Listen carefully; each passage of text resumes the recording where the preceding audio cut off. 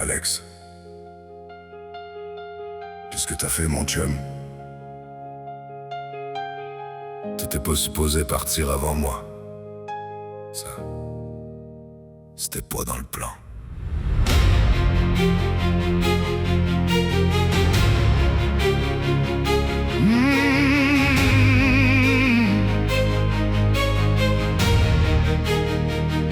Je me rappelle encore la première fois. Joseph Charbonneau, t'es entré dans ma classe. Un grand gars costaud, fraîchement arrivé.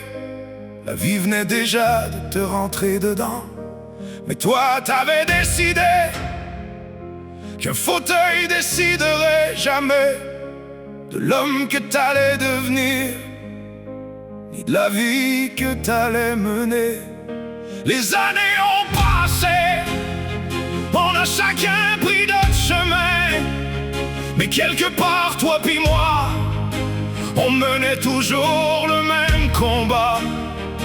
Être libre, vivre chez nous, décider pour nous-mêmes, sans demander la permission d'exister. Deux gars en fauteuil, de grandes gueules, deux candidats au Sénat. Deux maudits entêtés qui pensaient pouvoir changer le Québec. Et tu sais quoi, Alex? On l'a changé un peu. Mais tu devais pas partir avant moi. C'était pas ça l'ordre des choses. Moi ça fait 3 ans que je me bats pour rester. Et aujourd'hui, c'est toi qui t'en vas. Avec qui je veux parler de liberté.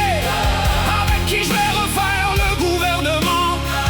Avec qui je vais rêver de changer le monde pendant des heures comme avant.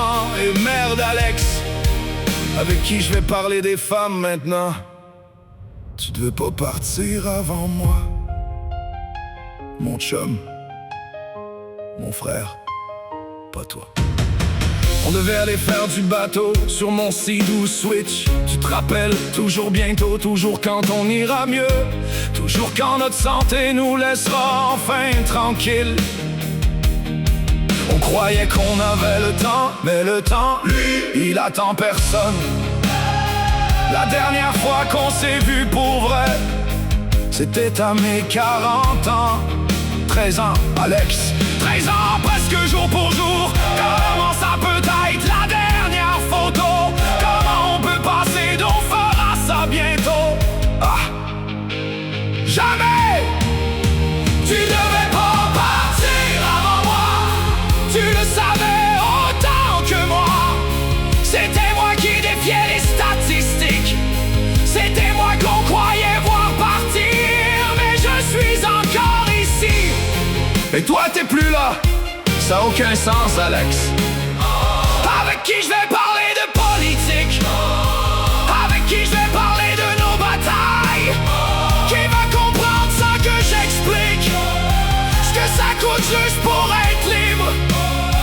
On avait encore des montagnes à faire trembler. Tu devais pas partir avant moi.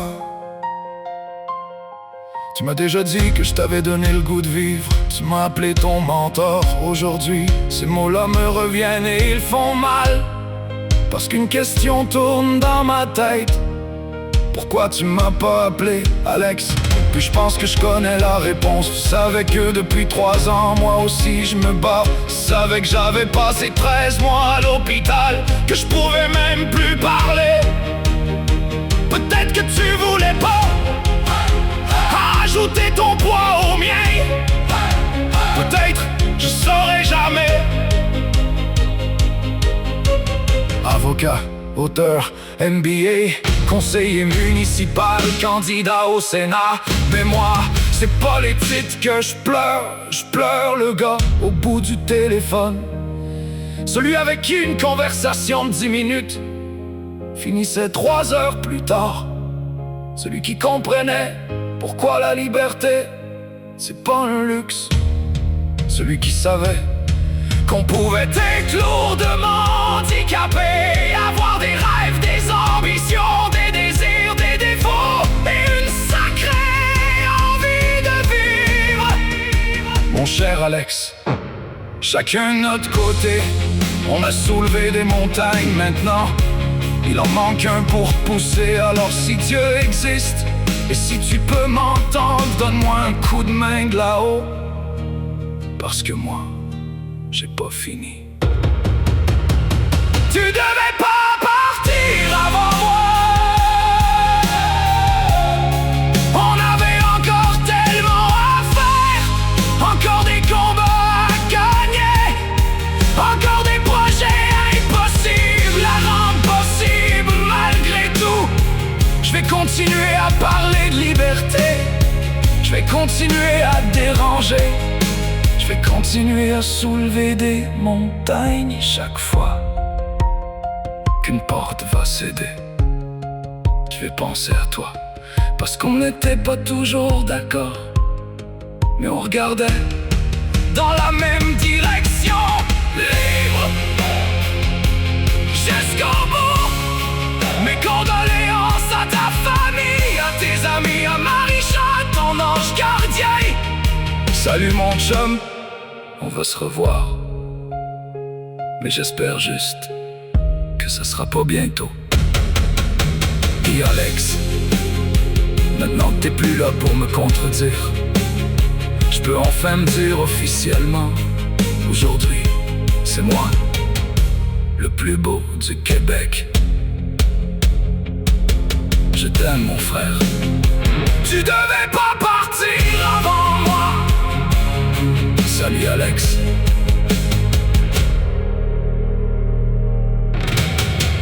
Salut Alex.